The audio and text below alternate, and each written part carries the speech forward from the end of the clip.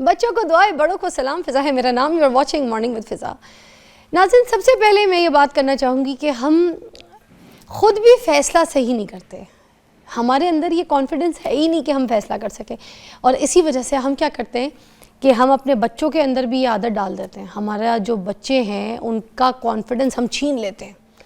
उनको मतलब पुश करने के बजाय, उनको हौसला अफजाई करने के बजाय हम उनको जो है ना कमज़ोर कर देते हैं। हम उनको हर वक्त ये कहते रहते हैं, नहीं जो तुम सोच रही हो ये ठीक नहीं है, ये जो तुम करना चाह रहे हो ये ठीक नहीं है। अरे ऐसे कैसे हो सकता है, नहीं नहीं नहीं दे, ये करोगी ये हो जाएगा, ये करोगे ऐसा हो जाएगा, नहीं ये बिजनेस क्यों, नहीं ये सब्जेक्ट क्यों चूज़ करना है तुमने, क्या कर लोगे आगे, हैं डॉक्टर बनाओ। मतलब हम बच्चे का कॉन्फिडेंस मार देते हैं, इसलिए क्योंकि हमारा खुद का कॉन्फिडेंस जो है वो मरा हुआ होता है, और हमारा भी पहले किसी ने मार दिया होता है, पर हम बच्चे का कॉन्फिडेंस मार, इसमें लीडरशिप नहीं होती है और ना पैदा हो सकती है। बाद में बड़ी मुश्किल मरहलात से गुजरना पड़ता है। और हम क्या है कि जिस चीज़ से हम यूज़ टू हैं, जैसी लाइफ हमने गुजारी है, जो हमारे साथ सिनेरियो चलता रहा है, हम अपने बच्चों के अंदर भी वही डालने की कोशिश करते हैं। जबकि आज के दौर में बच्चे के अंदर कॉन्फिडेंस लेवल उजागर करना बहुत इंपॉर्टेंट है, तभी तो वो कोई अच्छा फ़ैसला ले सकेगा। भाई मैं कहती हूँ गलत फ़ैसला ले, सही फ़ैसला ले, मगर फ़ैसला लेने का एक शऊर तो रखे, ताकत तो रखे कि फ़ैसला तो ले, बाद में डट जाए। अगर गलत फ़ैसला हुआ है तो उसको ठीक करने के लिए कुछ उससे सबक हासिल कर लेगा, और अगर कोई सही फ़ैसला हो गया तो फिर अल्लाह की नेमत है, उस पर फिर मेहनत कर सकता है। बस फ़ैसला लेने वाला बनना चाहिए। आज हमारे पास बात करने के लिए रायद अफजल साहब मौजूद हैं कराची से। उन्होंने हमें ज्वाइन किया है, मेरे तो फेवरेट हैं, माहिर तालीम है, और जो बात करके जाते हैं मेरे शो पे, मैं कहती हूँ हमेशा जो है आप लोगों के लिए एग्जाम्पल रह जाती है ये। तो आज बात करते हैं रायद अफजल साहब से। अस्सलाम वालेकुम रायद साहब, कैसे हैं? नहीं, मुझे रायद साहब की आवाज़ नहीं आ रही। जी हेलो, आ अस्सलाम गई। वालेकुम। हाँ जी, वालेकुम अस्सलाम। रायद साहब कैसे, सर्दियाँ एंजॉय कर रहे हैं? हाँ, यहाँ अभी नहीं आई। अभी याद नहीं आई। हमारे तो यहाँ पर लाहौर में धुंध भी शुरू हो गई है, स्मोक भी है, दोनों मिक्सचर। तो खैर हम अपने टॉपिक की तरफ आते हैं। राइट साहब, एक तो आज हम बात कर रहे हैं कि ये जो बच्चे फ़ैसला नहीं ले सकते, ठीक है, आजकल के माँ बाप को भी आप देख लें तो उनके अंदर भी कॉन्फिडेंस कोई इसी चीज़ का नहीं, बच्चे का भी कॉन्फिडेंस इधर ख़त्म कर देते हैं। इस पर क्या कहेंगे? देखिए, इसमें पहला इशू ये है कि हम ये समझते हैं कि अपना फैसला किसी दूसरे बड़े से करवाना ताबेदारी के ज़मरे में आता है और उसमें बरकत पड़ती है। सबसे पहले तो सब लोग ये मुगालता ज़हन से निकाल लें। अच्छा, बात सही कह रहे हैं, लोग यही सोचते हैं ना। जी हाँ जी, यानी आपकी और मेरी, माजरत के साथ मेरी तो दादी माँ मर गई हैं, लेकिन आप नौजवानों की दादी अम्मा को एआई का क्या पता कि जो आप एआई के दौर में उनकी बरकत के लिए उनसे फैसला करवाते हैं और वो भी बोलना शुरू कर देती हैं। सर, तो क्या बात है। पाकिस्तानियों को ना जी दूसरों के मसले में बोलने का इतना शौक है कि किसी से किसी भी बारे में राय ले लो। हमारे मुंह से ये निकलता ही नहीं कि यार इस टॉपिक पे मुझे नहीं पता, ये मेरी फील्ड नहीं है, मुझे नहीं पता। ये कहना तो जुर्म है पाकिस्तान में। क्या बात है, सही कह रहे हैं। तो आप फैसला करके दुआ करवा लें अपने बुजुर्गों से, अपने बुजुर्गों से फैसले ना करवाएं। उनको तो आर्टिफिशियल इंटेलिजेंस का मुखफ़फ़ एआई ये भी नहीं पता, नहीं, उन्हें कुछ नहीं पता आज के दौर में। हाँ सही कह रहे हैं। दूसरी बात ये, जो हमारे पेरेंट्स हैं ना, हम पेरेंट्स हैं, हमने बच्चे पैदा नहीं किए, हमने प्रॉपर्टीज पैदा की हैं। हम समझते हैं कि ये जो मेरा बच्चा है ना, ये एक जीता जागता इंसान नहीं कि जिसको अल्लाह ताला ने एक शाऊर दिया है, जिसको दिल दिया है, इमोशंस दिए हैं, ये तो मेरी प्रॉपर्टी है, ये जैसे मैं कहूंगा वैसे करेगा। ये हमें इस थर्ड वर्ल्ड कंट्री जो है ना हमारी, उसमें ये मुगालता क्लियर करना चाहिए। वो एक इंसान ये जो है। पेरेंट्स सोचते हैं कि बच्चे हमारी एक्सटेंशन है, इस पे जरा आप क्या कहेंगे? यही तो सारा प्रॉब्लम है। एक्सटेंशन होती तो कोई बात नहीं थी, एक्सटेंशन तो बहुत अच्छा वर्ड है। Extension is natural, of course they are your extension. I am talking about property, they are not your property, they are your extension of course, but they are not your property. हमारे मुल्क में हम चाहते हैं कि जैसे मेरी property है, मैंने उसके जितने हिस्से कर दूं, जो कर दूं, कहीं बाग बना दूं, कहीं बिल्डिंग खड़ी कर दूं, जितने की चाहूं बेच दूं, जितने की चाहे खरीद लूं। बच्चा वो चीज नहीं है, बच्चा एक इंसान है। आपके थ्रू वो दुनिया में जरूर आया है, आपकी एक्सटेंशन जरूर है, लेकिन उसका तो कोई एक फिंगरप्रिंट आपसे नहीं मिलता। मगर राहित साहब एक चीज़ है कि कुछ हद तक माँ बाप ने अपने कंट्रोल में भी तो रखना है ना बच्चों को, और बलूगत के टाइम तक तो आपको पता है कि एक कंट्रोल तो थोड़ा बहुत चाहिए।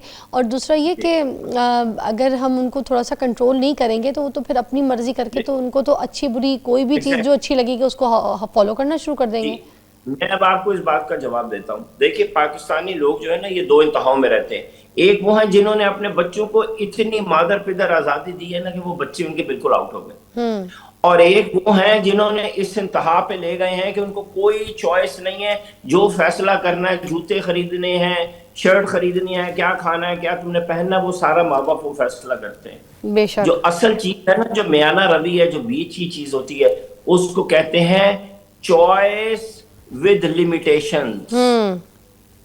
यानी आप बच्चों को चॉइस दें लेकिन चंद लिमिटेशंस के साथ दें। हमारे यहाँ कुछ लोग हैं जो चॉइसेस कहते हैं बेटा जो चॉइस करना ना कर लो, और दूसरे लोग हैं जो कहते हैं तुम्हारे पास कोई चॉइस नहीं है, जो मेरी लिमिटेशंस है ना बस उसमें रहो। मैं आपको इसकी मिसाल देता हूँ। राइट साहब, आपकी एक छोटी सी बात मैं इसमें ऐड कर देती हूँ, आपको बड़ा मजा आएगा सुन के। जब मैं मैट्रिक में पढ़ रही थी तो एक रिश्ता आया था मेरे मतलब जहाँ मैं पढ़ती थी मेरे साथ ही पढ़ते थे वो, तो उनकी अम्मी आई घर पे, तो आके ना हमारे उधर पढ़ाई के भी माहौल में ना सबसे अच्छा लड़का वही था, सबसे अच्छा पढ़ने वाला था।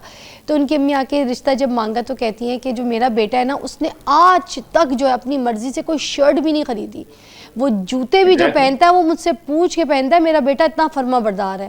तो मेरी अम्मी ने उनको साफ मना कर दिया था कि भाई ये तो मम्मीज़ बॉय है, ये तो अपना कोई फैसला ही नहीं ले सकता, तो ये क्या तुम्हें ज़िंदगी में अपनी लाइफ में लेकर आएगा और खुश रखेगा, तो हर चीज़ मामा से पूछेगा, जाके पूछेगा मामा मैं बीवी के पास अपने कमरे में चला जाऊँ, मैं बीवी को बाहर लेके चला जाऊँ और कोई चीज़ की ना हो गई तो तुम रुलती रहोगी। ये तो मामाज़ बॉय है, इसके अंदर तो कॉन्फिडेंस ही नहीं है कि अपना डिसीजन ले सके।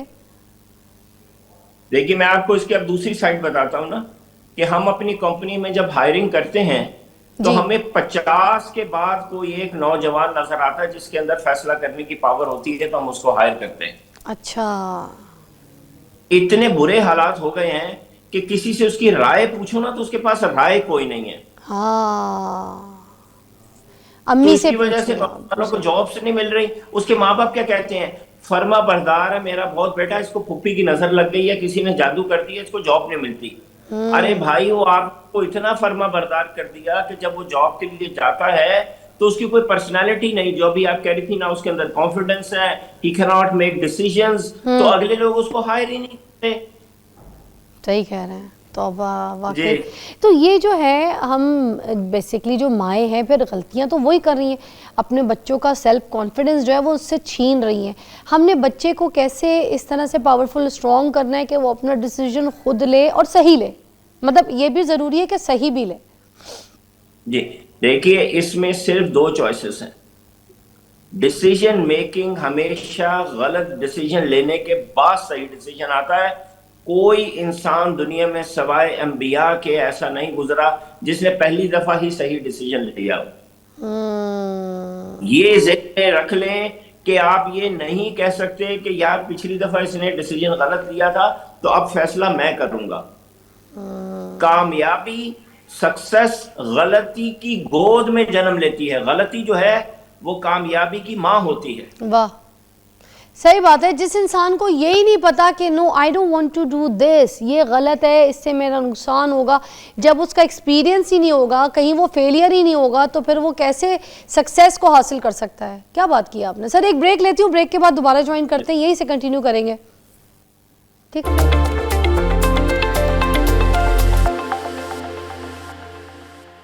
वेलकम बैक नाज़रीन। सुनिएगा, वॉरेन बफे ने ये कहा था नाज़रीन कि मैंने आज तक किसी भी ऐसे शख्स के बिज़नेस में इन्वेस्ट नहीं किया जिसने कम से कम 3 दूसरे बिज़नेस में नाकामी ना हासिल की हो, क्योंकि उस शख्स को तो ये पता है ना कि मैंने क्या नहीं करना, डूज़ एंड डोंट्स के बारे में। तो जो फेलियर होगा ही नहीं, उसको कामयाबी सक्सेस का कैसे मज़ा चखेगा, उसको कैसे पता होगा कि भाई मैंने ये नहीं करना। वो फेलियर होगा तो कहेगा ना मैंने ये नहीं करना। इस पे बात कर रहे थे हम। राइट साहब आप मौजूद थे, क्या कहेंगे।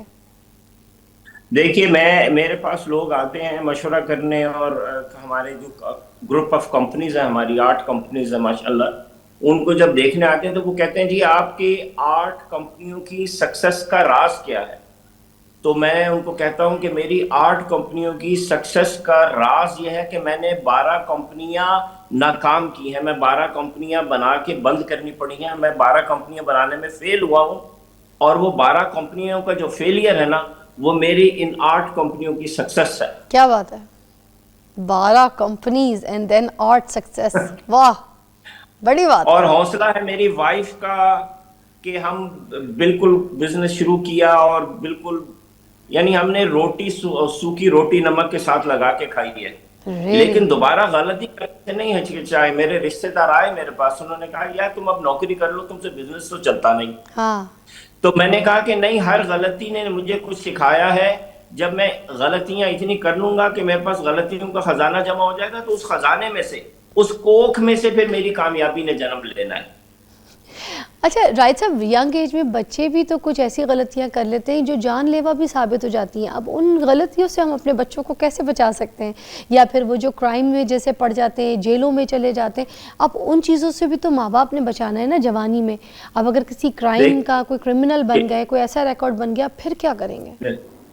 देखिए, मैं आपके ये 2 अलग सवाल हैं, ये दोनों अलग सिचुएशन हैं जिनको मैं हैंडल करता हूं। मैं दोनों का बिल्कुल अलग अलग जवाब देता हूं। जी।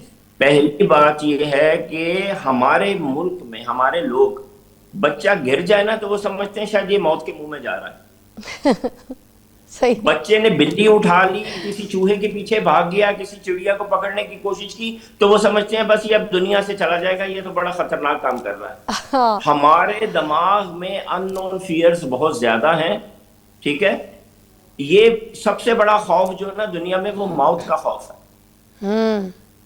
दुरुस्त। मरना तो है एक दिन, आपको ये बात मेरी बड़ी अजीब लगेगी, लेकिन मरना है एक दिन। वो पहले दिन से ही आप बच्चे के दिल में ये खौफ डाल देंगे तो तुमने जो काम किया ना वो तुम्हें मौत के मुंह में ले जाएगा, तो फिर वो कुछ नहीं कर सकता लाइफ में। जिसने आना से जाना, बेशक।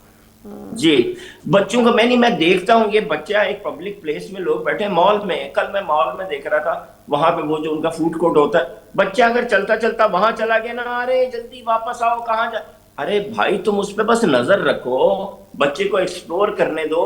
वो अगर जाके मुझसे हाथ मिलाना शुरू हो गया, मैंने उससे बात करने शुरू की, तो माँ पीछे से उसकी बात काट के उसको आवाज दे रही है, हसी वापस आओ ये। अरे वो एक दूसरे इंसान से बात कर रहा है यार, वो तुम्हारे बच्चे को उठा के थोड़ी ले जाएगा एक पब्लिक प्लेस में से। बस ये जो खौफ है ना, खौफ, हर वक्त खौफ, ये गलत है। ये आप अपने बच्चे को की तरबियत ठीक नहीं कर रहे। एग्जैक्टली, तो सही है। जी, इन चीजों से अपने आप को दूर करें, अपने सर, और आप वो कॉन्फिडेंस दें। सर वो क्रिमिनल वाला भी जवाब दें कि हम बच्चों को क्राइम से कैसे बचा सकते हैं। क्रिमिनल, ये मैं जेलों में बहुत काम किया है। हम जेलों में लिटरेसी सेंटर्स चलाते हैं, लोगों को लिखना पढ़ना सिखाते हैं जेलों में। मैंने बहुत, सर ये बहुत अच्छी आपकी, मैं आपको बताऊं, आपकी इस एफर्ट से मैं बहुत खुश हूँ। जेलों में जो आपने बच्चों के लिए, पढ़ाई के लिए और ये एफर्ट किए ना, ये बहुत आपकी बहुत ही अच्छी है भाई, क्या मैं आपको बताऊं। देखिए, मैं और दूसरी चीज, ये कराची में हंगामे होते थे ना, तो मैं जाके जहां लड़के तोड़ फोड़ कर रहे होते थे, गाड़ियां जला रहे होते थे, टायर जला रहे होते थे, उनसे जाके पूछता था यार तुम्हारी एजुकेशन क्या है। तो वो हैरान होते थे, यार अजीब बावला आदमी है, हम यहाँ आगे लगा रहे हैं, रोड बंद कर रहे हैं, फायरिंग हो रही है, मुझसे पूछ रहा है तुम्हारी एजुकेशन क्या है। यकीन जानिए, जेलों के अंदर ज्यादातर जो लोग बैठे हैं ना, वो मैट्रिक एटलीस्ट करके बैठे हुए हैं। Really? हाँ, ये हमारा बहुत बड़ा मिसकंसेप्शन है कि वहां चिट्टे अनपढ़ लोग बैठे हुए हैं, ऐसी बात नहीं है। मेरा तो यही नजरिया था कि शायद वहां पे कोई जाहिल, अनपढ़, गवार, चंगड़, बिल्कुल ऐसे लोग होते हैं। एग्जैक्टली। ये जो क्रिमिनल लोग हो रहे हैं, ये जो क्राइम बढ़ रहा है, ये आप ये मत समझिए कि चिट्टे अनपढ़ लोग हैं, ये पढ़े लिखे लोग हैं। ये जो आजकल आप देख रहे हैं व्हाट्सएप के ऊपर इतना वो आ रहा है, साइबर क्राइम चल रहा है, लोगों के हाईजैक हो रहे हैं, लोगों को पागल बनाया जा रहा है, ये सब पढ़े लिखे लोग हैं। इनका प्रॉब्लम ये है कि इनको कोई डायरेक्शन नहीं मिली लाइफ में, इनके पास कुछ करने को नहीं था। सिर्फ इनको अपने बड़ों से कोई वाजिया कैरियर नहीं मिला, कोई बिजनेस आइडिया नहीं मिला, कोई मोटिवेशन नहीं मिली। इनको सिर्फ अपने बड़ों से क्रिटिसिज्म मिला, जिसने इनको इस स्याही में, इस कुएं में धकेला है। सही फरमा रहे हैं। ये फ्रस्ट्रेशन है, आपको अंदाजा नहीं कि आज का नौजवान कितना फ्रस्ट्रेटेड है, क्योंकि उसके ऊपर वो लोग बैठे हैं, उसके बुजुर्ग वो हैं जिन्हें ना आर्टिफिशियल इंटेलिजेंस का पता है, ना साइबर का पता है, ना ई कॉमर्स का पता है, शॉपिफाई, उन्हें कुछ नहीं पता कि दुनिया कहाँ जा रही है। और वो सारा दिन बैठ के अपने बच्चों को क्रिटिसाइज कर रहे हैं, क्रिटिसाइज कर रहे हैं, और उसकी वजह से बच्चे नेगेटिव हो रहे हैं। अपने बच्चों को मोटिवेट करें कोई अच्छा काम करने के लिए। अगर आपको नहीं पता, उसको किसी से मिलवाएं, उसको कहें भाई दुनिया एक्सप्लोर करो। जो भी वो स्टेप उठाए उसको क्रिटिसाइज करके रोके मत, वरना वो नेगेटिव तरफ चला जाएगा। भाई हम तो अपने बच्चों से काम भी नहीं करवाते हैं ना, हम तो ये कहते ही नहीं है कि भाई जो तुमने जिस बर्तन में खाना खाया था जाके धो लो, किचन में खुद अपनी प्लेट धो के रख दो, ठीक है। जिस बिस्तर से उठे हो सिरहाना ठीक कर लो, अपना तकिया ठीक करो, अपनी बिस्तर झाड़ो, अपनी चप्पल जो है वो अपनी जगह पे रख के आओ। हम नहीं कहेंगे आए मेरा बच्चा चीज़ें फैला देंगे, खुद ही फैला। अच्छा, और दूसरा, अगर बच्चे ने एक्टिविटी करनी है, कोई चीज़ें फैलानी है, कुछ करना है, उसने कहीं तो जाके अपनी फ्रस्ट्रेशन निकालनी है, बागों में भी नहीं जा रहे, पार्कों में भी नहीं जा रहे, फोक का मसला है, ठीक है, स्मोक का मसला है, अगर घर पे बैठ के फैलावा कर रहा है, कोई जुगाड़े कर रहा है, कोई पेंटिंग कर रहा है, कोई कचरा कर रहा है, कोई कागज़ फाड़ रहा है, कोई चीज़ ईजाद कर रहा है, कोई गुड़िया तोड़ रहा है, कुछ भी कर रहा है, वो अगर वहाँ पे कचरा हो रहा है तो चीखे, ये क्यों किया, अभी सफाई की थी, ये व्हाट इज दिस। ये मैं आपको एक बात बताऊं, बड़े काम की बात, जितने मैं पेरेंट्स के सेशन करता हूं, सैकड़ों लोग ऑनलाइन मेरे सेशन में होते हैं, ये जितनी बंदिशें, रुकावटें, कंट्रोल हमारी पढ़ी लिखे माएँ करती हैं ना, उतनी अनपढ़ माएँ नहीं करती। बल्कि मैं आपको बताऊं, जैसे जैसे एजुकेशन लेवल बढ़ता है ना माओ का हमारे यहाँ, उतना वो कंट्रोलिंग ज्यादा हो जाती हैं, उतना उनके बच्चे को ये होता है कि जल्दी से वो काउंटिंग सीख ले, उसे पूरी की पूरी ABCD आ जाए, अली बेपे आ जाए, और उसमें उनके बच्चे जो है ना, उस कंट्रोल की वजह से ना उनके अंदर कॉन्फिडेंस आता है, ना वो चॉइसेस ठीक करते हैं। सर मेरी बेटी अभी कल 11 साल की समझती है, वो बहुत अच्छा काम कर रही है। सर मेरी बेटी 11 साल की लगी है, ठीक है, वो मुझसे एक सवाल करती है, मैंने आपसे ना ब्रेक के बाद ये सवाल पूछना है। आप समझिए ये सारे बच्चों का सवाल है, क्योंकि जो मेरी बेटी पूछ रही है ना, वो उसी एज के जितनी कैटेगरी के 12 साल की उम्र के, वो यही सवाल कर रहे हैं। ब्रेक के बाद पूछूंगी, आपने जवाब देना है सर।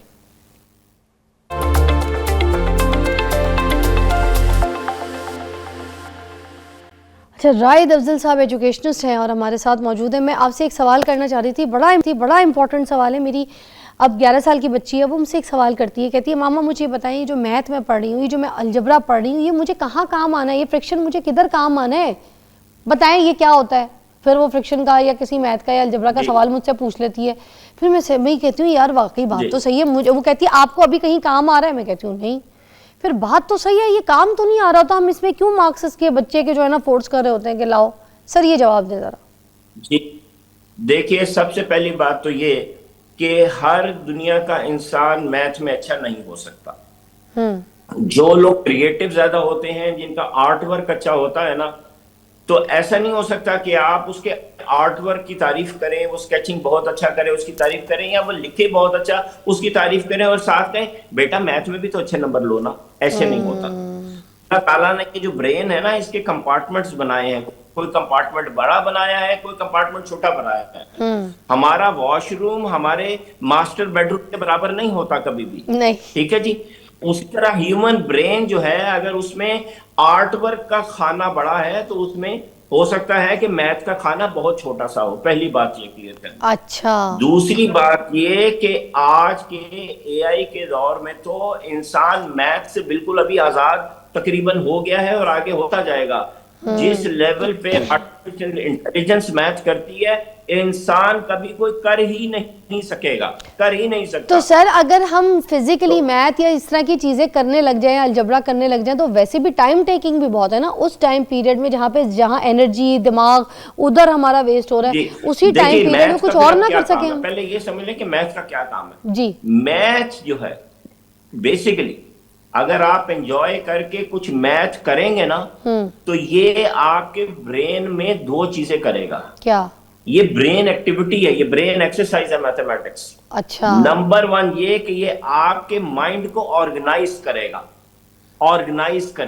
अच्छा। मैथ जितना आप करेंगे, आपका माइंड उतना ऑर्गेनाइज होता जाएगा, आपको आर्टिफिशियल इंटेलिजेंस को यूज करने में उतनी सहूलत होगी जो फ्यूचर है। अच्छा, नंबर 1।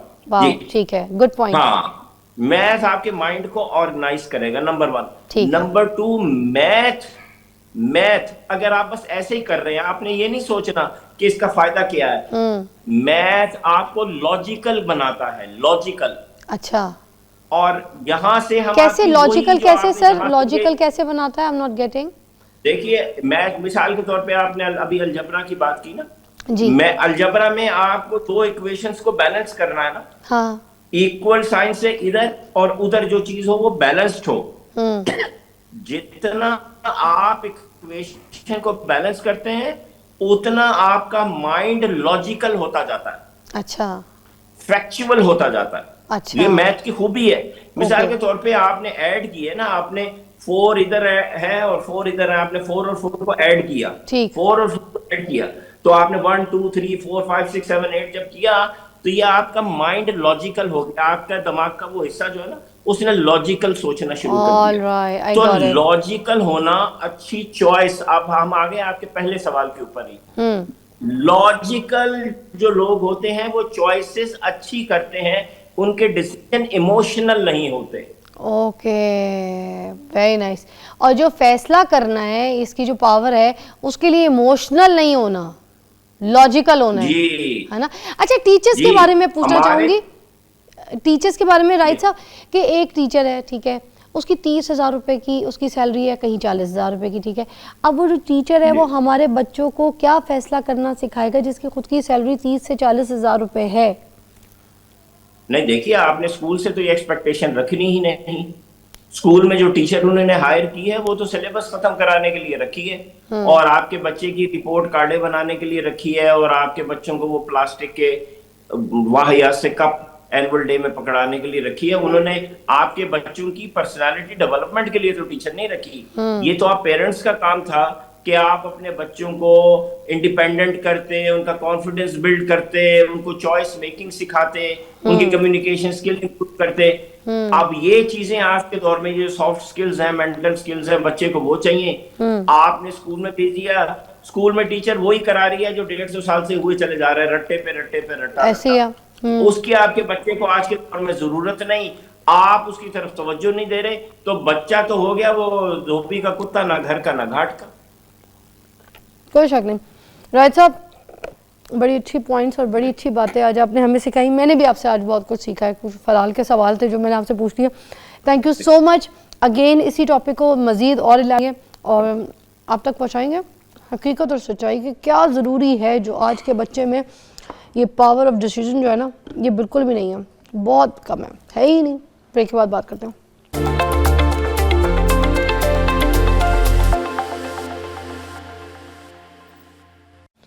वेलकम बैक नाज़रीन। ये वाला जो सेगमेंट है हमारा, ये सेहत के हवाले से है, इसके ऊपर बात करेंगे। सेहत के हवाले से नाज़रीन, हमारे जो जहन है उसमें बहुत से ख़दशात, बहुत सी गलत फहमियाँ जो है ना वो हैं, और हम मेडिकल सोसाइटी के हिसाब से जो है ना कुछ मिथ्स ऐसी सुन रहे हैं कि जिसमें पुराने जो बाबे होते हैं वो हमें कुछ बता देंगे, या एवं कोई डॉक्टर जो बना बैठा है और फिर कहता है कि भाई मैं तो अटाई डॉक्टर जिनको आप कहते हैं वो मशवरे दे देते हैं आपको और आप उस पर अमल कर लेते हैं। या फिर हमारे घरों में भी है, आपको पता है, वो खुद के अपने बड़े हकीम बने होते हैं जिनकी अपनी खुद की कोई डिग्री नहीं होती, मैट्रिक फेल होते हैं, उसके बावजूद वो कहते हैं हम हकीम हैं। ये बड़ी मिथ्स है। इनकी वजह से, इन लोगों की वजह से, इन अताइयों की वजह से जो है ना बड़ी मिथ्स हैं। इस पर बात करेंगे आज, ठीक है। डॉक्टर उस्मान नईम हमारे साथ मौजूद हैं और गैस्ट्रोएंटरोलॉजिस्ट हैं, हेपेटोलॉजिस्ट हैं, और हमारे प्रोग्राम में मधु होते रहते हैं। आज इनसे सारी इन मिथ्स के हवाले से बात करनी है मुझे। अस्सलाम वालेकुम। वालेकुम अस्सलाम। सर, पहले तो मोटी मोटी मिथ्स जो हैं उसको हम क्लियर कर लेते हैं कि अब सोशल मीडिया पे भी देखें, ये सुनने को आपको मिल रहा होता है कि जो एंजाइटी है और जो डिप्रेशन है, ये आपका दिमागी मसला नहीं है, ये आपका पेट का मसला है। तो ये क्या इसमें सच्चाई है या बस? अगर आप इसे ब्रेक डाउन करें तो पेट के काफ़ी मसाइल एंजाइटी बढ़ा देते हैं या एंजाइटी का उनके साथ ताल्लुक़ है। 80% सेरोटोनिन हार्मोन है जो हमें खुशी, तसल्ली, इत्मीनान, सुकून देता है। 80% सेरोटोनिन हमारे पेट से बनता है। पेट उसे स्टिमुलेट करता है। आपने देखा होगा जब पेट ख़राब हो, दिमागी परेशानी हो जाती है। जब आप दिमागी तौर पे परेशान हो, एसिडिटी बढ़ जाती है, ब्लॉटिंग बढ़ जाती है।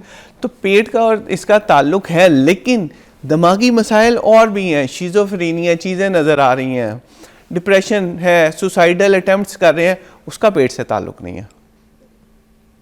उन लोगों का पेट से ताल्लुक़ नहीं है। हाँ, पेट के मसाइल की वजह से एंजाइटी और डिप्रेशन होने के चांसेस डबल हो जाते हैं। वो ऐसे ही है, कोई भी बीमारी 3 महीने से ज़्यादा चलेगी तो वो जब क्रॉनिक में शिफ्ट होगी तो उसमें डिप्रेशन होने के चांसेस होते हैं। जैसे एच पाइलोरी के बारे में बात करते हैं ना लोग, कि वो आपके पेट से जो उसका जरासीम है ना, वो होते हुए आपके दिमाग के अंदर घुस जाता है। ऐसा तो नहीं ये होता। वाली चीज़ें सच्चाई है? ऐसा हो ही नहीं सकता।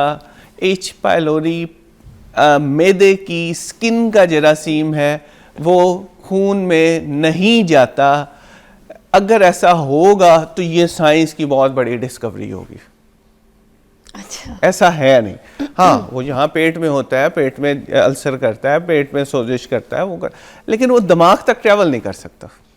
अच्छा, सोशल मीडिया पे जो बैठे हुए ऐसे जो अताई डॉक्टर्स हैं, उन्होंने तो काफ़ी इस तरह के इस पे सोशल मीडिया पे ये बड़ी रील्स बना ली हैं और इतने व्यूज़ ले रहे हैं। ये 2-3 रील्स मैंने अपने ये जो है ना हमारे प्रोड्यूसर साहब उनको भी मैंने ये फॉरवर्ड की कि ये तो यही कह रहे हैं और कह रहे कि जो मैदे है ना, ये एच पाइलोरी का जो बैक्टीरिया होता है, ये मैदे से आपके दिमाग के अंदर चला जाता है। दिमाग में नहीं जा सकता। दिस इज व्यूज़ हैं उनके 4 मिलियंस में व्यूज़ आ रहे हैं बस इस वो पे। वैनिश हो जाएंगे, लोगों को पता लग जाएगा। एक दफ़ा नहीं बात सही, बंदा भी गायब, रील्स भी गायब, वो डाटा भी गायब। तो बेसिकली ये प्रॉब्ली ये ऐसी चीज़ नहीं है जिस पे बहुत ज़्यादा हमें टाइम उस तरह देना चाहिए। इसको छोड़ते। ठीक है। अच्छा, मुझे बताएं, फैटी लीवर के ऊपर अगर हम बात करें कि एक फैटी लीवर जो है उसकी वजह से ये मोटापा होता है, ठीक है, या फिर मोटापे की वजह से जो अगर कोई ऑलरेडी है वजन उसका ज़्यादा है और उसको फैटी लीवर हो जाएगा, इसमें क्या सही बैलेंस? क्या बैलेंस ये है कि 80% लोग जिन्हें फैटी लिवर है उन्हें मोटापा भी है, लेकिन 20% ऐसे भी होते हैं जिन्हें फैटी लिवर है लेकिन मोटापा नहीं है, वो बिल्कुल दुबले पतले हैं। और ख़ासतौर पे इंडिया पाकिस्तान में तनासुब सबसे ज़्यादा है। अच्छा, मोटापे की वजह से जो फैटी लिवर हो रहा है और पतले लीन थिन यानी कि दुबले लोगों में जो फैटी लिवर हो रहा है, उनमें से ज़्यादा खतरनाक फैटी लिवर कौन सा है? जो दुबले लोगों को हो रहा है। वो क्यों खतरनाक है? क्योंकि वो जेनेटिकली ऐसा मेकअप हुआ हुआ है। वो जल्दी फैटी लिवर ने क्या करना है? फैटी लिवर ने जिगर की सोजिश करनी है, जिगर को सुगेड़ना है, जिगर ट्रांसप्लांट तक बात पहुंच जानी है। अमेरिका में इस टाइम जो पहला इंडिकेशन है लिवर ट्रांसप्लांट की, वो ये फैटी लिवर की वजह से ही है। पाकिस्तान में भी ऐसा ही होगा 2030 के बाद, चूँकि हम हेपेटाइटिस सी में बहुत आगे हैं, इसलिए अभी वो ज़रा थोड़ा सा स्लो हो रहा है। लेकिन फैटी लिवर की वजह से जो जिगर सिकुड़ने का तनासुब है 2030 के बाद वो सबसे ज़्यादा हो जाएगा, और उन लोगों में ज़्यादा होने के चांसेस है जो दुबले पत्ते हैं। तो फैटी लिवर का हाँ 80% में ताल्लुक है, 20% में नहीं है। फैटी लिवर बगैर मोटापे के हो सकता। अच्छा, अब ये जो जेनेटिक मसला है, जिन लोगों को अगर ऑलरेडी कोई मोटे ही हैं, जेनेटिकली उनको ये सिचुएशन है, तो उनका कोई फिर इलाज नहीं है कि भाई इस पे? जेनेटिकली मोटे होना जो है, इट्स ऐसी कोई है नहीं बात। जेनेटिकली कोलेस्ट्रॉल बढ़ सकता है, जेनेटिकली और मसाइल हो सकते हैं, थायराइड, लेकिन मोटापा जो है वो अंग्रेज़ी में कहते हैं ना कि मोटापा डोंट रन इन फैमिलीज़, वो उन फैमिलीज़ में रन करता है जो दोज हु डोंट एक्सरसाइज और दोज हु डोंट रन। यानी कि अगर एक्सरसाइज करेंगे सर, मगर मैंने बहुत सी ऐसी फैमिली में ये देखा है, इस पर मैं आपसे इत्तेफाक नहीं करूंगी बिल्कुल, मैं थोड़ा सा आपसे बल्कि अलग बात करूंगी कि मेरी एक दोस्त भी, अभी हम कल डिनर पे गए हुए थे, तो वो थोड़ी सी उनकी सेहत ज़्यादा है, उनके 3 बच्चे, वो तीनों उन्हीं की सेहत के हैं, ठीक है। अब मैं दुबली हूँ तो मेरी बेटी मेरी जैसी है, दुबली पतली सी, तो मुझे लगता है थोड़ा सा जेनेटिक मैटर करता है। अब मैं दुबली पतली हूँ, मेरा बच्चा इतना मोटा कभी भी नहीं होगा, उनके बच्चे बिल्कुल उन्हीं की तरह सेहतमंद है, तो ये जेनेटिकली मुझे लगता है होता है। मैं बताता हूँ अजय, जिस तरह आपने नहीं इत्तेफाक किया, हमारे साथ इस बात पे कोई इत्तेफाक नहीं करता। जिसे भी कहते हैं भाई तुम खाना कम करो, डॉक्टर साहब मैं तो पहले ही नहीं खाती और क्या कम करूँ। होता ये है कि फैमिली में कल्चर्स चल रहे होते हैं। मसलन क्या आप, मेरा नहीं ख्याल, रोज पाए निहारी खाती होंगी? सर खाती हूँ ना, मेरा ऑफिस पूरा गवाह चले, अगर मैं आपको झूठ बोलती दिखूँ ना, तुम लोग जोर से बताओ, खाती हो ना? सारे पाए निहारी सब खाती हूँ ना मैं रोज। तो जो और मैंने अभी नाश्ता देखा आपका, मैं अभी ये वाला नाश्ता तो मेरा मंची है ना, अच्छा, मगर मैं खाती जौ का आटा हूँ, मतलब इस तरह वाली चीज़ें, देसी घी खाऊंगी, पराठा खाऊंगी, अंडा खाऊंगी, मगर जौ का आटा खाऊंगी, इस तरह की चीज़ें खाऊंगी, मगर घर का पका हुआ खाना खाऊंगी। हाँ। और घर में निहारी पकी हुई खाऊंगी, घर के पाए पके हुए खाऊंगी, बाजारी खाने नहीं खाती। अच्छा, बहुत कम। इसमें मैं आपको एक चीज़ थोड़ी सी एक्सप्लेन कर देता हूँ। वो इस तरह है, ये पॉसिबल है कि आप ज़्यादा खाएं और मोटे ना हो, क्योंकि आपका मेटाबॉलिज्म अच्छा है, आप एक्सरसाइज कर रहे हो या समहाउ मेटाबॉलिज्म अच्छा है। हाँ। ये हो सकता है कि आप ज्यादा खाओ और मोटे ना हो, अच्छा। क्योंकि आप खर्च कर रहे हैं। हाँ। लेकिन ये नहीं हो सकता कि आप ना खाओ और मोटे हो जाओ। नहीं, ऐसे नहीं हो सकता। ऐसा नहीं हो सकता। हाँ। ये जरूर है कि आपकी फ्रेंड और आप एक जितना खाएं, हाँ। आप ना मोटी हो वो हो जाए, क्योंकि आपका मेटाबॉलिज्म अच्छा है, उसका अच्छा नहीं है। तो मेटाबॉलिज्म पे आती है बात। हाँ। मेटाबॉलिज्म अगर आपका सही है तो फिर ये आएगी एक्टिव ये होगी, लेकिन वो जेनेटिकली नहीं है। अच्छा। मेटाबॉलिज्म सही होना है आपकी एक्सरसाइज से, आपकी डाइट प्लान से, आपकी एक्टिविटी से। इसको हम देख कैसे रहे होते हैं कि नहीं अच्छा खानदानी मोटापा है, अच्छा ये है ऐसे नहीं। खानदानी मोटापा वैसे इट्स वेरी रेयर। मैंने असल में होता ये है कि हर घर का एक कल्चर है, उसने उस लिहाज से वो चल रहे होते हैं। जैसे बच्चा थोड़ा सा नॉर्मल की तरफ आना शुरू होता है, वो परेशान हो जाते हैं, ये तो बीमार हो गया, इसे खिलाओ खिलाओ। दादी खिला रही है अलहदा, नानी अलहदा खिला रही है, दादा के पास बैठा है उसने भी खिलाना शुरू कर दिया, ये हमारा कमज़ोर बच्चा है। तो वो इसलिए ये कल्चर्स में रन हो रहा होता है। अच्छा। बट मेरी सॉरी, पता नहीं अच्छी बात है या बट साहब जो होते हैं सारी मोटे मोटे होते हैं। हाँ, पहलवान भी ऐसे। बट सब नहीं तो सही बात है, अब इतना डर डर के कह रहे हैं, खोल के कहें, जितने भी बट हैं वो सारे पहलवान टाइप होते हैं। जो बड़ा भी खाने हमारे पीने पास का गोरा चिट्टा घराने के मोटा सा होते हैं। कोई आता है, सबसे पहले पूछते हैं तुम बट तो नहीं हो? कहते हैं, हाँ मैं बट हूँ। निकलता भी बट है। बट निकलता है। तो ये कल्चर्स हैं। ये जो मसाले होते हैं, इससे मैदा, अल्सर, ये सब इससे कॉज होता है, ये मसला करता है। मसाला सच अल्सर बनाता नहीं है। ये इसी तरह ही है जैसे गला खराब ठंडा पानी नहीं करता। हाँ। गला खराब होना है बैक्टीरिया से, ये जरासीम है जो भी है। हम तो ये कहते हैं ठंडा पानी नहीं पीना। ठंडा पानी गला खराब नहीं कर सकता। फिर होता ये है कि हाँ गला खराब हुआ है, उसकी सोजिश हुई है, ठंडे पानी ने ऊपर जाके थोड़े मसाइल बढ़ा दिए, या आप समझ ले अल्सर बना हुआ था, दर्द की दवाइयाँ खाई, एच पाइलोरी हुआ, अल्सर बन गया। मिर्च मसाले ने जाके उसे थोड़ा सा पेन दे देना, बनाएगा नहीं।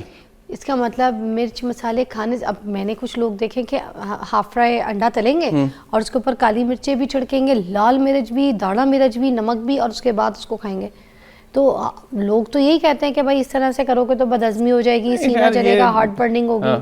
हार्ट बर्निंग हो सकती है, अल्सर नहीं बन सकता। अच्छा, ब्रेक के बाद मिलते हैं। आज जितने भी मेडिकल के हिसाब से जो इनकी सोसाइटी में देखी जाती है ना कि कौन सी मिथ है, कौन सी मिथ नहीं, उसके ऊपर बात कर रहे हैं। Stay tuned, come back.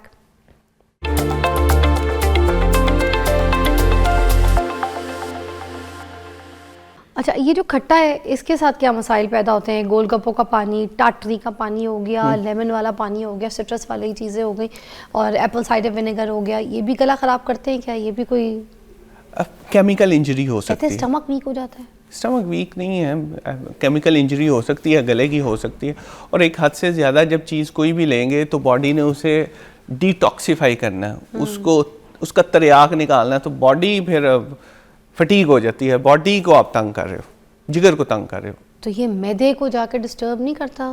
मैदे के अंदर भी तो खट्टा पानी, टाटरियों के पानी, इमली आलू बुखारे के पानी, ऐसे बिल्कुल मैदे के अंदर जाके कुछ काम नहीं? एक लफ्ज यूज होता है केमिकल इंजरी। हाँ। मसलन के वो तदाबियत है ना, तदाब है, मैदे के अंदर जाना है, जब उसने मैदे को न्यूट्रलाइज होने की कोशिश करनी है, मैदे की सोजिश कर देनी है, मैदे को तंग करेगा। अच्छा, एक तो ये खट्टा है, दूसरा गंदा भी है, बैक्टीरिया भी तो जा रहा है ना, एच पाइलोरी 80% है, वो भी तो अंदर जा रहा है, उसने और वीक कर देना, अल्सर बन जाना, सोजिश हो जानी है। अच्छा, ये जो हेपेटाइटिस सी है, इसका एलोपैथी में कोई इलाज है? 99% क्योर है। मैं पिछले कोई 6 साल से हेपेटाइटिस क्लिनिक देख रहा था, अब रिसेंटली छोड़ा, तो I have never seen any patient के जिसका हेपेटाइटिस सी का इलाज हुआ और वो सही ना हुआ हो। और ये एंडोस्कोपी जो है, ये मैदा ख़राब कर देती है? लोग इसके बारे में बात करते हैं कि सबके अभी जहन में ना यही बात है कि भाई एंडोस्कोपी नहीं कराना, मैदा ख़राब कर देगा। एंडोस्कोपी की बहुत बड़ी मिथ है, बहुत बड़ी मिथ है। मैं आपको 3 वाक़ये सुनाता हूँ। एक खातून थी मेरे पास, जिगर उनका सुकड़ा हुआ था, उस एंडोस्कोपी मुझे किसी ने कहा नहीं करवानी। वो बेचारी उम्रे पे जा रही थी, एयरपोर्ट पे उसे खून की उल्टी आ गई, जो एक आराम से प्रिवेंट हो सकती थी चीज़। एंडोस्कोपी होती, बैंड्स लग जाते, उसको खून की उल्टी ना आती, उसे एयरपोर्ट पे खून की उल्टी आ गई उस बेचारी का। वो उस डिप्रेशन से ही नहीं निकल रही कि मैं उम्रे पे जा रही थी, मुझे अल्लाह ने नहीं बुलाया, वो एक दूसरे तरीके से। परसों हमने एक पेशेंट किया, उसका अंदर फवारा छूटा हुआ था खून का। अगर वहाँ पे उसे हम क्लिप्स ना लगाते तो उसने 2 घंटे बाद मर जाना था। इतना इस कदर ये इम्पोर्टेंट चीज़ थी।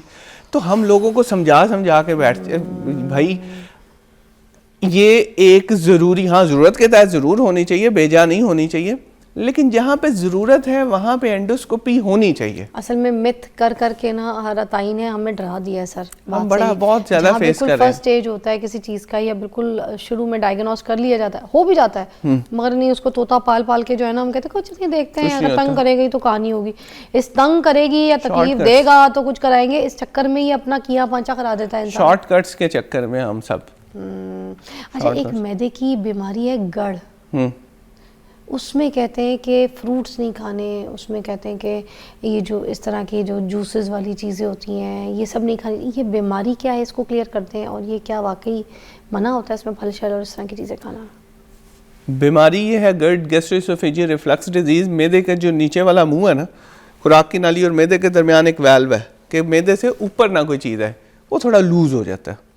अब वो वाले फ्रूट्स जो ये काम बढ़ा देते हैं, जैसे सिट्रस है, माल्टा वगैरह, इस तरह की चीज़ें, वो अवॉइड करनी चाहिए, क्योंकि उनसे वो थोड़ा और खुल जाता है। अनार वगैरह भी खट्टा नहीं, अच्छा खट्टा अनार उसे खोलेगा तो वो रिफ्लक्स वापस आने के चांसेस बढ़ जाते हैं। वो वाले फ्रूट्स कम लेने चाहिए, लेकिन नॉर्मली ले सकते हैं। सिर्फ सिट्रस वाले फ्रूट नहीं लेने, मुनासिब मिकदार में 1 आधा माल्टा ले सकते हैं और खा के 2 घंटे बैठे रहें, कुछ भी नहीं होगा।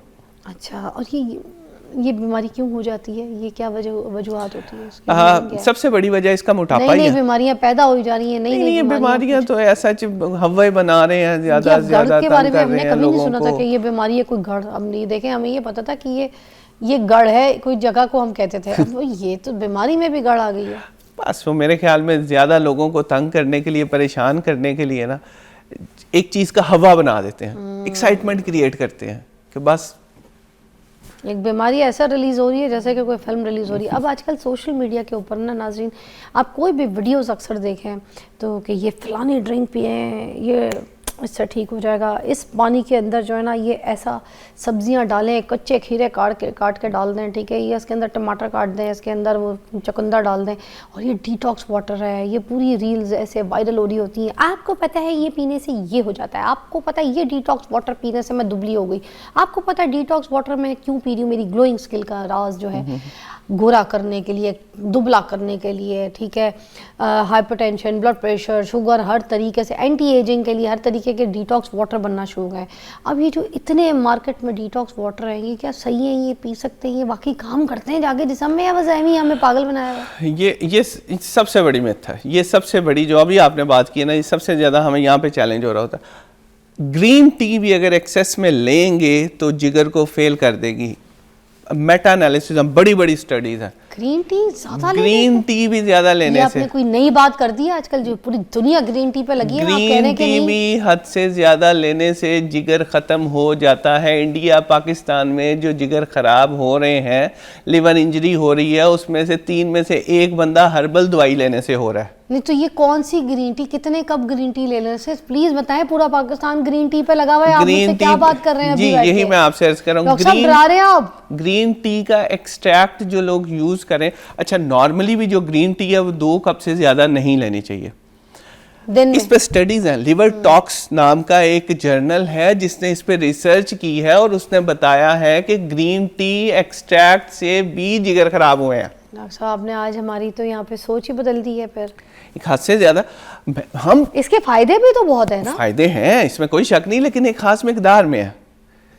डिटॉक्स से बात हुई है ना, तो वो ये जो भर के पूरे कप मग्गे ग्रीन टी के लोग पीते हैं, दैट्स नॉट रिकमेंडेड। एक छोटा कप हिसाब के साथ और एक 2 कप ले लें दो मैक्सिमम। कप ले ले सारा दिन। अब वो ग्रीन टी के जैसे चीज़ें होती हैं, कुछ लोग ग्रीन टी में कुछ हर्ब्स भी डालते होते हैं, चीज़ें डालते हैं, कुछ लोग लेमन निचोड़ के उसके अंदर पी रहे होते हैं, कोई लेमन ग्रास की ग्रीन टी पी रहे हैं, कोई पता नहीं पुदीने की ग्रीन टी पी रहे हैं, कोई दुनिया के बहुत से जितने हर्ब्स चीज़ें और फूल पौधे मखाने जो आ जाते हैं वो सब उसके अंदर ग्रीन टी बना देते हैं आजकल। तो ये सही है। अच्छा, सबसे पहली बात तो एक मैं बताना आपको चाहूँगा, हर कुदरती चीज़ सेफ़ नहीं है। ऐसे ये मिथ सबसे पहले ज़हन में से निकाल ले कि कुदरती है। ठीक है। ज़लज़ले कुदरती नहीं है, सैलाब कुदरती नहीं है, वो भी तो सेफ नहीं है। वो भी सेफ़ नहीं है। पाकिस्तान इंडिया में कोई रेगुलेशंस उस तरह नहीं, पाकिस्तान में तो उस तरह बिल्कुल नहीं। हर 3 अगर किस जिगर फेल हो रहे हैं और उसमें से एक हर्बल की वजह से हो रहा है, वाकई। 3 में से एक हर्बल की वजह से जिगर फेल हो रहा है। और ये बहुत बड़ी स्टडी है, पब्लिश है, ये कोई मैं अपने मुंह से खुद से नहीं बात बता रहा कर रहे हैं आप कह रहे हैं कि जो पाकिस्तान के टोटके हैं ना, मैं इसके साथ टोटके वाले जितने भी लोग हैं आप उनको चैलेंज कर रहे हैं कि ये सब गलत करते हैं। मेरे पास परसों एक पेशेंट आई है और मैं उसे देख के मैं खुद एक दफ़ा परेशान हो गया। उसने अपनी पीरियड्स के लिए दवाई ली किसी से और उसके जिगर की नालियां ब्लॉक हो गई खून के लोथड़े जमने से। अब उसका जिगर ट्रांसप्लांट होगा, उसके मियाँ के पास पैसे नहीं है, वो 22,000 की जॉब कर रहा है और देगा कौन? अब उसके 3 बच्चे हैं, वो तो बेचारी जोन सी है अगले 6 महीने में जा रही है, वो कौन संभालेगा, कैसे होगा? सिर्फ अच्छा, उसके बाद असल में प्रॉब्लम ये नहीं होता कि कोई सही हो रहा है या नहीं हो रहा। मेडिसिन का पहला एथिक है कि डू नो हार्म, कि आपकी दवाई से, आपके प्रोसीजर से किसी को नुकसान नहीं होना चाहिए। आप ये मुंह से कह देते हो कि भाई ये कर लो वो कर लो, ये हर बंदा तीसरे बंदे के साथ बैठे। और सर वैसे भी हिकमत में हर चीज़ का इलाज ये लोग मिजाज के हिसाब से करते हैं ना, जितने भी हकीम होते हैं कि गर्म मिजाज, सर्द मिजाज, आपको भी पता है, खुश। तो एक ब्रेक के बाद में बल्कि आपको डिटेल में समझाती हूँ, फिर मैं सवाल करती हूँ।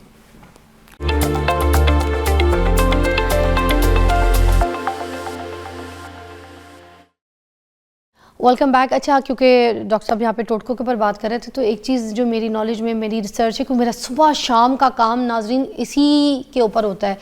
लोग बात करते हैं ना, मॉर्निंग शोज़ लोग करते हैं, लोग दूसरे शोज़ करते हैं, मैं वाहिद बंदी हूँ जो ऐसा मॉर्निंग शो करती है जो सुबह शाम इसी हेल्थ के टॉपिक के ऊपर बात करती है। तो मुझे इन चीज़ों के बारे में बड़ी रिसर्च है, सही वाली रिसर्च जिसे कहते हैं ना, वो मुझे ही है, सही बता रही हूँ आपको। तो ये जो हकीम साहब होते हैं ना, जितने भी हिकमत से जुड़े होते हैं, अच्छा काम करते हैं, बहुत से नीम हकीम नहीं होते, कुछ अच्छे भी होते हैं, मगर इनका इलाज क्या होता है? सर्द गर्म खुश्क मौसम के हिसाब से, जिस्म के जो मौसम होते हैं ना, उसके हिसाब से मिजाज जिसको कहते हैं, तो उसके हिसाब से ही आपकी ट्रीट करते हैं बीमारी को।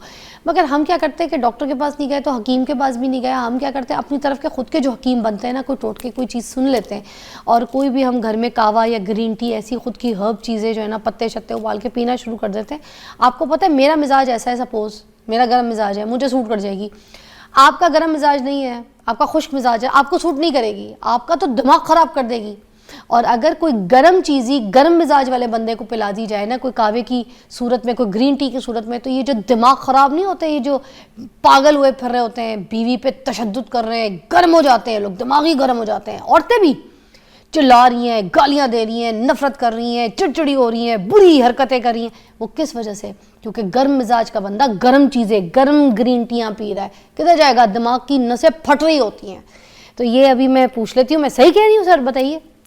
मेडिकल साइंस एक चीज़ पे सिर्फ बात करती है कि मेरी कोई ओपिनियन नहीं, आपकी इसकी उसकी कोई ओपिनियन। रिसर्च की बात होगी, डाटा की बात होगी कि ये कितने लोगों पे रिसर्च हो के आपने प्रूव किया, वरना किसी की कोई अहमियत नहीं, चाहे जो मर्जी आके कह दे।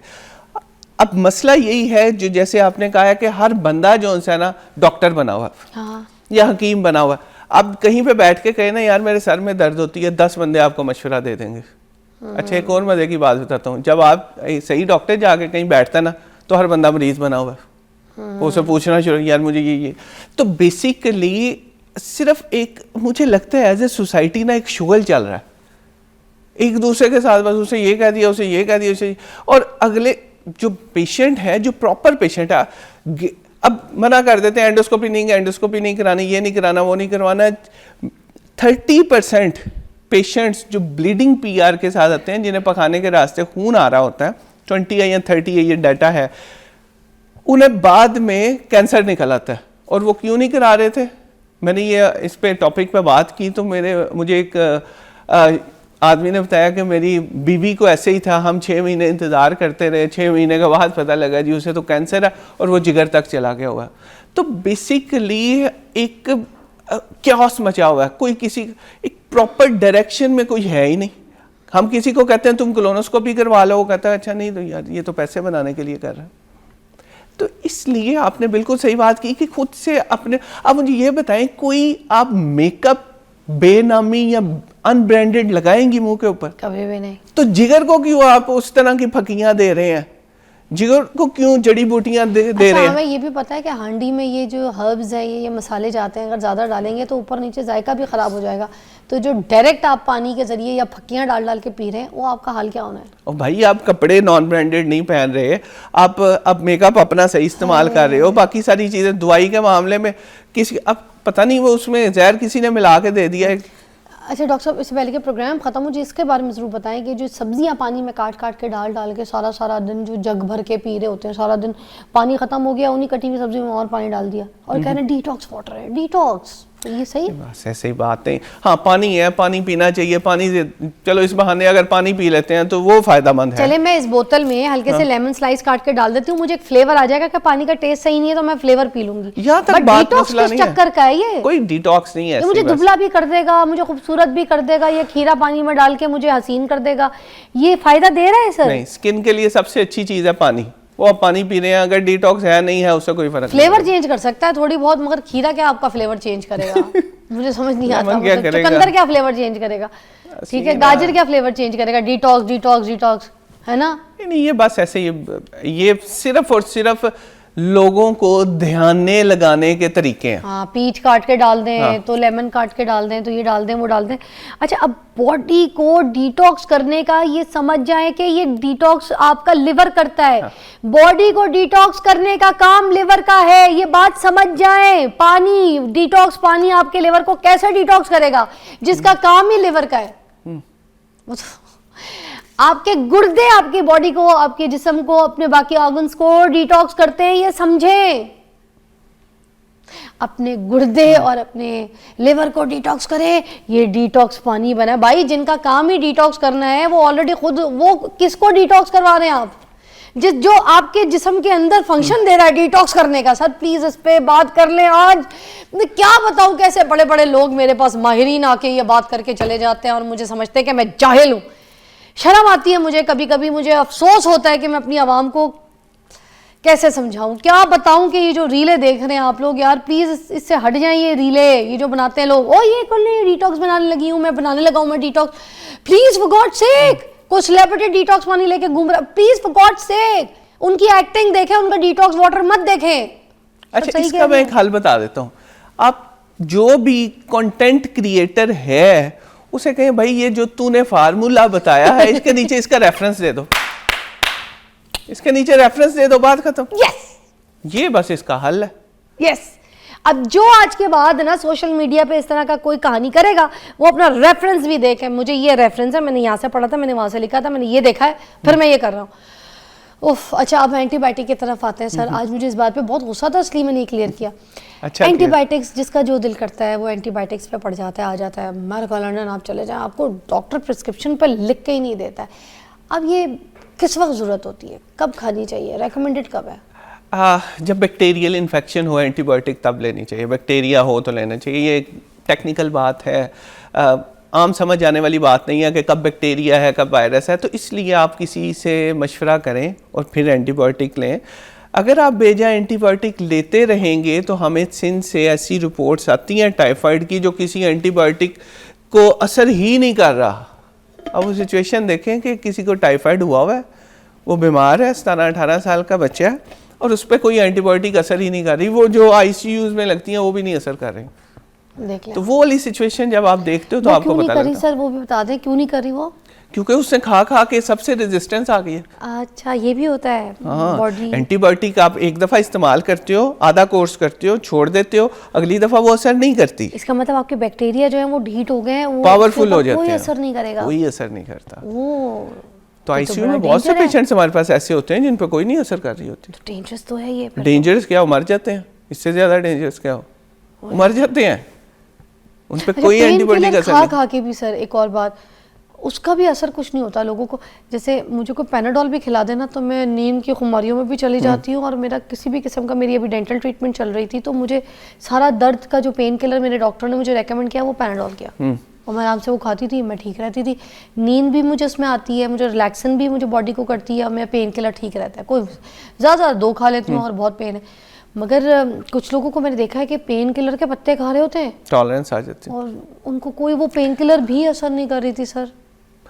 बस दवाई कभी भी नहीं ऐसे इस्तेमाल करनी चाहिए जब उसकी ज़रूरत ना हो, कोशिश करनी चाहिए कम से कम दवाइयाँ हो, healthy lifestyle. Sir pain killer का भी बता दें क्या करती है किडनी को, जाके जरा डराएं इनको आज, बताएं धमकाएं कि जो लगी है। मेरे को अल्सर करेगी सबसे पहले, हाय हाय। एनसेड्स एक खास पेन किलर की टाइप है, वो गुर्दे खराब करेगी, जिगर को मसाइल पैदा करेगी, उसके अलावा हाजमा खराब करेगी, जहाँ पे सोच सकते हैं नुकसान हो सकता है वो पेन किलर करेगी।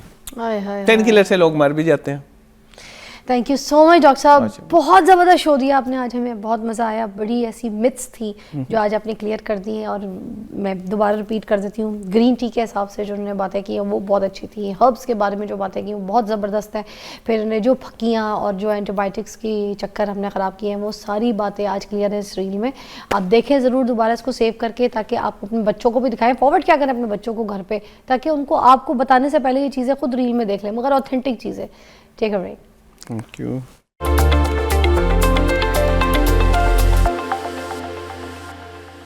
नाज़रीन, सफाई सिर्फ सफाई वाले का काम नहीं है, सफाई हमारी भी जिम्मेदारी है। इस सेगमेंट में आज हम अपनी ख़ुद की सफाई, हम खुद किस तरह से अपने माशरे को साफ़ करें, अपने रोड्स को साफ़ करें, अपनी गलियों को साफ़ करें, अपने ऑफिस को साफ़ करें, अपने घर को साफ़ करें, ये बताएंगे। इसलिए बताएंगे नाज़रीन, आपको अजीब सा लग रहा होगा, क्योंकि ये सब करने से आपकी शान जो है ना उसमें कोई फ़र्क नहीं आएगा। देखिए, कोई भी आप कहीं के बादशाह नहीं लगे हुए कि अगर आप कोई कचरा उठा लेंगे या कहीं की सफाई कर लेंगे तो आपकी बादशाहत जो आपसे छिन जाएगी, आपका तख्त आपसे छिन जाएगा, या आपकी राया जो आप पे हंसेगी या थू थू करेगी। मेरी बात सुने, आज ये बादशाहत जो है ना अपनी ख़त्म करें। आज मैं इस लाहौर की सड़कों की सफाई करने जा रही हूँ, कचरा उठाने जा रही हूँ। आज आप कह सकते हैं मुझे फ़िज़ा कचरे वाली, फ़िज़ा कूड़ा उठाने वाली, इसलिए क्योंकि मेरे साथ अवेयरनेस मैन मौजूद हैं जो इसीलिए काम करते हैं, इसी पर काम करते हैं। मंसूर साहब हैं और बड़े फेमस हैं अपने इस काम की वजह से, क्योंकि ये लोगों के अंदर अवेयरनेस पैदा करते हैं कि भाई अपना कचरा खुद उठाओ, ये कूड़ा उठाओ, यहाँ से उठाओ ये खुद, कोई किसी के बाप का नौकर नहीं लगा, उठाओ अपना कचरा खुद। आज से आप लोग ये सबक हासिल करेंगे, हम सब, कि अपना कूड़ा खुद उठाना है। वरना अगर कोई कूड़ा नहीं उठाएगा ना तो चलते चलते सड़क पे उस इंसान को कहा जाएगा कूड़ा, अच्छा कूड़ा ना हो तो अच्छा लगेगा। अस्सलाम वालेकुम। वालेकुम सलाम। चले फिर तैयार बिल्कुल है? बिल्कुल, आज हर टाइम तैयार हो कचरा उठाने के लिए। आज हम मुझसे कूड़ा उठवाएंगे? जी बिल्कुल। आप जो काम कर रही है ना, ये बहुत बड़ा काम है, और आपको दिली जितना सुकून मिलेगा ना, जितनी अच्छी आज रात आपको नींद आएगी, ये आपको रात को ही पता चलेगा इंशाल्लाह। वाह, चले जी, चले। आज मैं फ़िज़ा अली आप सबके सामने इस माशरे का कचरा उठाने की जिम्मेदारी उठाती हूँ। मैं तो कचरा उठाऊंगी मंसूर भाई के साथ मिलकर। बिल्कुल ऐसे ही। आप भी वादा करें कि आप भी अपना शहर, अपना मुल्क साफ रखेंगे। कचरा उठाते हैं, तैयारी पूरी है। सबसे पहले ये सिगरेट, ये देखें, ये आपकी सेहत के लिए कितनी गंदी है, और जलाते हैं, पीते हैं, फेंकते हैं। सबसे ज्यादा ये आपका पाया जाता है रोड से, सबसे ज्यादा सिगरेट की ना ये आपको मिलेगी आखिरी। जंगल में इससे आग भी लगती है। ये देखें, एक कदम नहीं मैंने आगे बढ़ाया तो ये देख ली सिगरेट, ठीक है। आहा, ये देखें, ये देखें जी। अभी मैं आगे भी नहीं गई हूँ, मैं रोड पे भी नहीं गई हूँ। देखें, ये शॉपर पहले दिखा दूं। जी बिल्कुल। ये सड़कों पे जो आप लोग शॉपर फेंकते हैं, इससे पता है क्या होता है? ये जो जानवर है ना, ये जानवर उठाते हैं, खा जाते हैं कुत्ते बिल्ली, और उसके बाद उनके हलक में फंस जाते हैं, पॉलिथीन होती है, उनकी सांस रुक जाती है, मर जाते हैं वो। ये ना फेंका करें, ये अपनी भी नहीं कदर करते, ना कुत्ते बिल्ली किसी जानवर की कदर करते हैं हम। इस तरीके का ये लोहा नुमा चीज है, ये ये उठा के रोड पे फेंकी किसी बाइक वाले की बाइक पंचर हो जाए। ये देखें कचरा, ठीक है, ये देखें यहाँ पे हरी मिर्चें, ओए होए, ये देखें हरी मिर्चें भी पड़ी हुई हैं। आपको पता है हरी मिर्चों से क्या होता है? कुछ भी नहीं, सिर्फ हरी मिर्चें लगती हैं। आपको तो हर चीज लगती है भाई। आए शॉपर ही शॉपर, कचरा ही कचरा। ये देखिए, देखें बच्चे रास्ते में खाते हैं शॉपर, ये रैपर हैं, बिस्किट होके फेंक दिए। कितने कैंडी के शॉपर, वो पान के, तंबाकू के शॉपर, वो पान का देखें। ये है हमारे पाकिस्तान का हाल। पान खाएंगे, तंबाकू खाएंगे, निस्वार खाएंगे, गुटखा खाएंगे और उसके बाद ये फेंक देंगे उठा के। ये सब पड़ा हुआ है, ये शॉपर, ये सब कुछ। ये अकेले मैंने उठाना है, आप भी उठाएं, फेंके हमारे साथ। आए आजा मिले, आ जाओ, आओ आए भाई, उठाएं, आप भी उठाएं, जो कचरा दिखता है उठाएं। ये नेकी है, ये एक अच्छा मैसेज जाना चाहिए। इंसानों ने फेंका है, किसी और ने नहीं फेंका। ये आप लोग का ही कचरा है। ये देखें,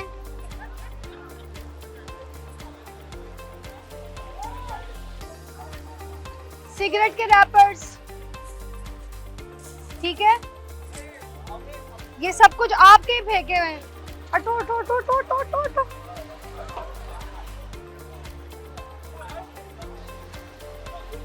ये देखें बिस्किटों के रैपर, वो जूस के डब्बे के रैपर। वेरी गुड, जबरदस्त। ये देखें, ये जूस के डब्बे। हमारा मकसद यही है कि और लोग इसमें शामिल हो। Thank you. क्या बात है। ये देखें जूस के डब्बों के रैपर, चिप्स के रैपर, बिस्किटों के रैपर, ये शॉपर। कितना कचरा उठाएंगे। मेरे अकेले उठाने से कुछ नहीं होगा, आप सब मिलकर उठाएंगे। ये देखें टूटा लाइटर, किसी के पैर में आए, किसी की बाइक फट जाए। ये देखें वही सिगरेट तो आपको पाकिस्तान में खुली मिलेगी। रोड में मट्टी कम तो सिगरेट ज्यादा है। ये देखें जूस पीते हैं और जूस के ऐसे फेंक के। किस तरीके से आपने अपने पाकिस्तान को क्या बनाया हुआ है। ये खूबसूरत है, ये सफाई है। इतना प्यारा मुल्क हमें अल्लाह ताला ने अता फरमाया है, मगर हम इसकी कदर नहीं करते। कूड़ा बना दिया हमने अपने मुल्क को, अपने शहर को, अपनी गलियों को, अपने सड़कों को। हम बाहर निकलते तो हमारा दिल नहीं करता कि हम इन शहरों को देखें। हमें कहीं से कोई खूबसूरत लगता है अपना मुल्क। बिल्कुल, इसकी वजह से बहुत बड़े यानी कि जानवरों को भी खतरा है, इंसानों को भी खतरा है। और इंशाल्लाह अगर ऐसी फिजा काम करती रही तो हम मिलके पाकिस्तान को कचरा फ्री और प्लास्टिक फ्री करेंगे इंशाल्लाह। अपने मुल्क को, अपने शहर को, अपनी जगह को साफ करें। आज से वादा करें कि अपना कूड़ा खुद उठाएंगे और पाकिस्तान में कचरा नहीं फेंकेंगे। वादा करें आज। एक ब्रेक लेते हैं, ब्रेक के बाद मिलते हैं।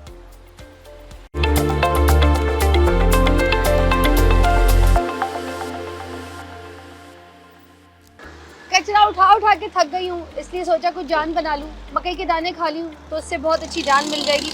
मगर खाने के बाद जो है ना, मैं ये रैपर ज़मीन पे नहीं फेंकूँगी। तो यही मैसेज देना आपको कि जब आप कुछ खाएं तो खा के जो है ना कचरा मत फेंकें। टिश्यू से मुंह साफ करें तो टिश्यू रोड पे मत फेंकें। वो जो शॉपर होती है इस तरह की, आप खुली छोड़ देते हैं, वो ऐसे रोडों पे मत फेंकें। बच्चे चिप्स खा रहे हैं, उसके रैपर मत फेंकें। बिस्किट्स के रैपर मत फेंकें। जूस के डब्बे मत खाली इस तरह से पटाखे निकाल के फेंकें। ठीक है, फन बनाया हुआ है, खुद भी जूस पीते हैं, बच्चों को कहते हैं पटाखा निकालो उसमें। बिल्कुल ऐसे ही है। क्या कहेंगे मंसूर भाई, बताएं तो। आप तो यही काम कर रहे हैं। मैंने बहुत लोगों से कहा, बहुत चैनल से मैंने कहा, कोई मेरी यानी करने पर राजी नहीं हुआ। आपने जो काम किया है, हमारा मैसेज ये है असल में कि यहाँ पे आए, खाएं पिएं, आप जहाँ भी फिरें प्लीज अपनी गाड़ी, अपना घर साफ ना करें। हमारा एटीट्यूड है गाड़ी घर साफ, कचरा बाहर फेंक दो, जलती हुई सिगरेट बाहर फेंक दो। प्लीज महज़ब शहरी होने का, किसी महज़ब कौम होने का सबूत दें। लोग तो डायपर्स तक फेंक देते हैं, जो हमने अब तक बात नहीं की। मैंने खुद डायपर्स भी उठाए हुए हैं, तो आपको पता, अगर मुझे पता चल गया ना जो डायपर फेंकता है, यकीन करें मैं उसके घर फेंक के आऊँ। देखें आप हमारा माहौल खराब करते हैं, अपना घर साफ करते हैं, तो प्लीज ऐसा ना करें। देखिए सफाई निस्फ ईमान है, आप क्यों नहीं करते? अपने बच्चों को बचपन से तालीम दें और सफाई के बारे में बताएं। और आपका बहुत शुक्रिया, आप मेरे साथ आए, आपने ये जो काम किया है, इंशाल्लाह इससे आपको अल्लाह बहुत अजर देगा। मेरा मानना है जो काम आप खुद करेंगे ना, आपको देख के आपकी औलाद खुद करेगी। और आपने तरबियत देनी है, करके दिखाना है। जब आप कोई रोड पे कचरा नहीं फेंकेंगे, आपकी औलाद नहीं फेंकेगी। जब आप सड़कों को साफ रखेंगे, आपकी औलाद भी साफ रखेगी। है मंसूर भाई? जी बिल्कुल ऐसे ही है। इस बात को दिमाग में डाल दें, आप जैसे होंगे आपकी औलाद वैसी बनेगी। ये एफर्ट छोटी सी है मगर करके देखें, है हम मुसलमानों की, है हमारे दीन में कि सफाई निस्फ़ ईमान है, मगर इसको अपनाया अंग्रेज़ों ने। अंग्रेज़ों के मुल्कों में जाइए तो उनकी सफाई देखने वाली होती है, ये नहीं कि उनका सफाई वाला आके सफाई करके जाता है, उनका एक एक फर्द सड़क पे गिरा कोई कचरा, कोई चीज़, कोई डब्बा, कोई बोतल उठा उठा के साइड पे करता है कि उस चीज़ से कोई हर्ट ना हो जाए। तो हम इस्लामी जमहूरिया पाकिस्तान है, हम अपने आप को मुसलमान कहते हैं और गन फैलाने में नंबर 1 है। अफसोस।